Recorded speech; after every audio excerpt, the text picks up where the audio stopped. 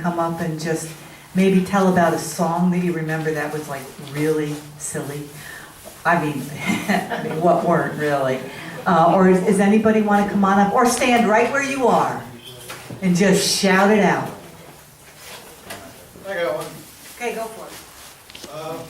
My wife Frank and I volunteered over at the Stonehouse thing. And Frank had more songs that predated dirt. So my wife and he and I, our favorite song was Soldier, Soldier. So I remember the last time we sang together, I saw an oxygen bottle in the back of their car. And something said, uh-oh. So I treasured the previous year with us singing more than ever. And I had a suspicion it was going to be the last one. So thanks, Frank.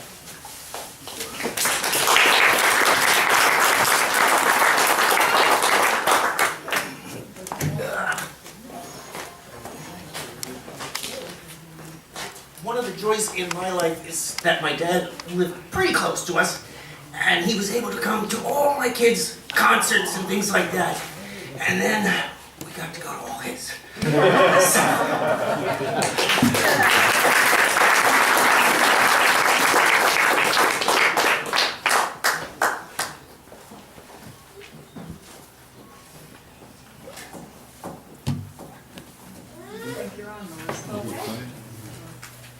Last call, if we're ever holding it.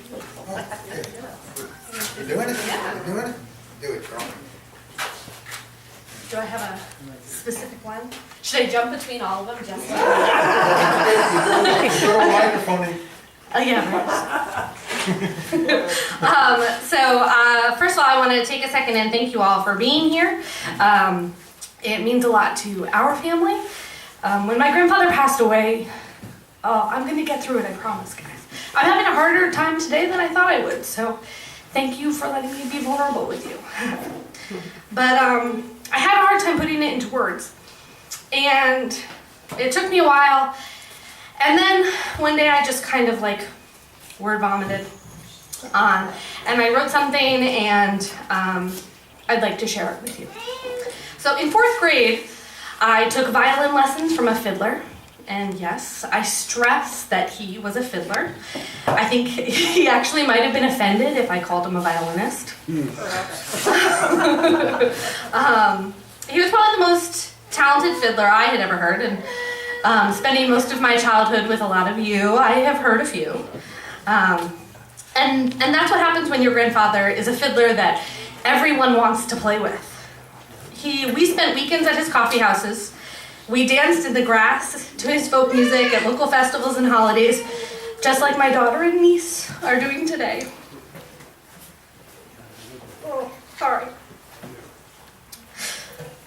You all know my grandpa's humor, as well as his love for music. As well as his love for music and talent for music. His notes are the melody of my childhood. I didn't stick with the violin for long, but he loved me anyway. That same year, he also gave me a volume of Sherlock Holmes, since I loved The Hound of Baskerville so much, and Sir Arthur Conan Doyle was one of his favorite authors. My grandfather was an educator in many ways, formal and informal. He was stern and didn't let you get away with anything. He taught me to be accountable, but never held a grudge. Once he had scolded, it had left his mind. He believed in bad choices and not bad kids. This idea resonated in his classroom. He taught elementary science in North Rockland for many years. And when he was diagnosed with stage 4 stomach cancer, I didn't think that I would have the guts to tell him the impact he had had on my life, on my relationship with his wife, my attitude towards myself, even my parenting. But I did. One day, when he was hospital bed bound in his back bedroom, one day my Nana had left the room, and suddenly I was speaking without thinking, and it came out awkwardly and quick. And when I finished racing myself to the end of my explanation, I took a breath and said, I'm glad I got up the guts to tell you that. You are intimidating. He looked at me with surprise, which faded to a satisfied smirk. And he replied, I'm glad to. That was my grandfather, concise and comfortable with letting me find my own lessons. If that isn't the definition of a great teacher, I don't know what is. My grandfather was a husband first. Even though he never wore a ring or said I love you, he didn't need to. He quietly proved it to my Nana every single day. I felt lucky to see little glimpses of their private life. I would swoon on Thanksgiving morning when he would when I would peek in the kitchen and catch him like tapping her tush or kissing her sweetly.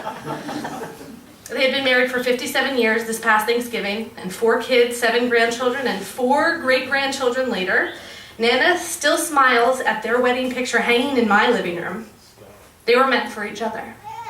They balanced each other out, they challenged each other, but most of all, they chose to love each other each day. This January, my grandfather passed away in his home surrounded by his family, and we were able to hold his hand and say goodbye. Just before he passed, I was sitting with him and I remembered his volume of Sherlock Holmes. And after a quick Google, I was able to read him a quote that I hope defined his life and those moments we shared as a family that day. Education never ends, Watson.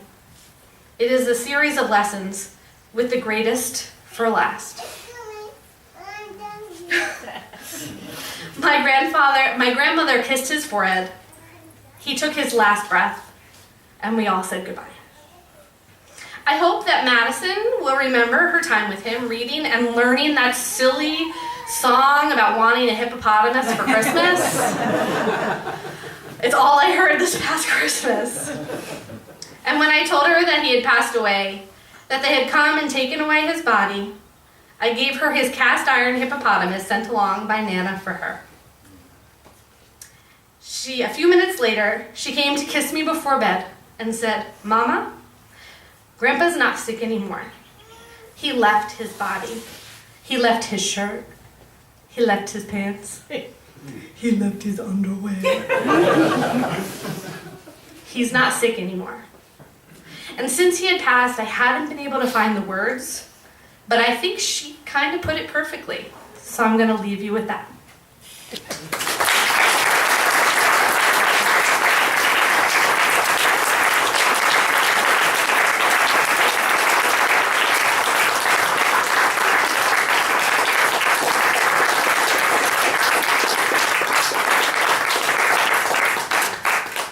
Good job. Am I on? Yes, I Can you do this am. without speaking Southern? Well, y'all not from around here, are you?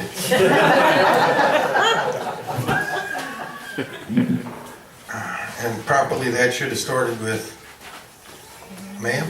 Yeah, you're from Brooklyn. Yeah, well, the southernmost point in New York City. The Rockaway Peninsula. It don't get no more south than that. On this little island way down south called Long. As you can tell, I am no longer 18. And it's been a god-awful long time since I was. But starting somewhere around 1960, I started playing music with a fella I met that year. Since then, I've played music with a lot of people. Some people can get it mechanically. Some people get it by ear, by heart, by repetition. Simple rote people learn to be musicians. And some people learn all of the technical ins, outs, ups, downs, and around the backs of music. I only know 2 people who, when you ask the question, could give you on the spot a definition of syncopation. Frank was one of them. Yeah, for sure. Frank was one of the few people I've ever had the privilege of playing with who could pick it up by ear who could solo by ear at the drop of a "you're up," or who could sit down and write it out in formal music, in tablature for 6 different instruments. Sometimes it was needed. And there's no way in the world that anybody who ever played with him is not going to miss him. Thanks for being here.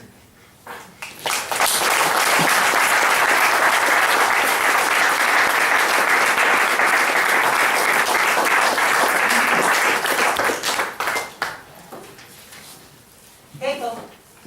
Elliot, think Elliot shot. that's that thing that was pulling out of your pocket about 2 hours ago. Okay, so what a great day. Let's have the biggest round of applause you could ever imagine for Frank.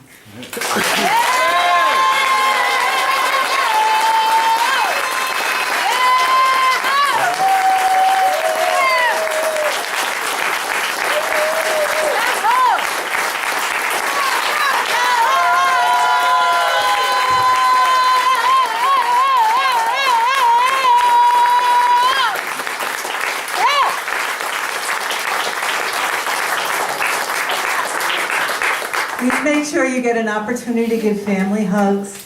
Give us all hugs, because you know what? Every day is a special day, and when we see each other, we need to acknowledge each other. There's a lot of food here, so eat some more.